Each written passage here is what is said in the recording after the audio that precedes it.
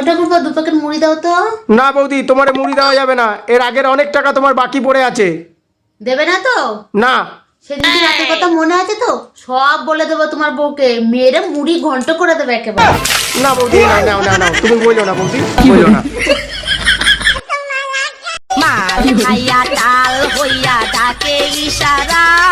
খবরদার, ভুলেও মাতালের কাছে যাইস না, তাইলে কিন্তু খবর আছে। তুই বেশি বুঝোস, ছেলেরা মাল খাইলে অনেক ভালোবাসে। পরে জানি আমার দোষ দিস না, শার্ট প্যান্ট খুললে রেখে দেবে।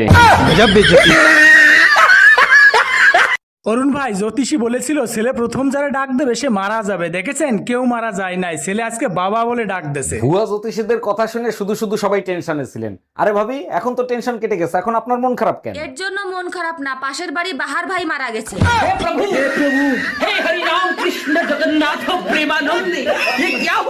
10 বছর আগে ছেড়ে চলে গেছো, একটা ফোন দিয়ে দেখি কোথায় আছে।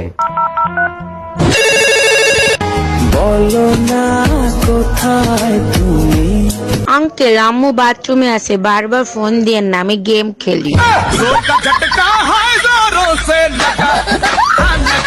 বেবি শোনো না, 7 তারিখ আমার জন্মদিন, আমার জন্মদিনে একটা সোনার চেন দিবা? ওরে আমার টুম্পা সোনা, তাতে আমার কি লাভ হবে? সোনার চেন গলায় পরবো আর তোমারে সবসময় মনে করব। ওটা তুমি এমনিই মনে করবা, কুত্তার বাচ্চার কাছে একটা চেইন চাইছি, দিল না।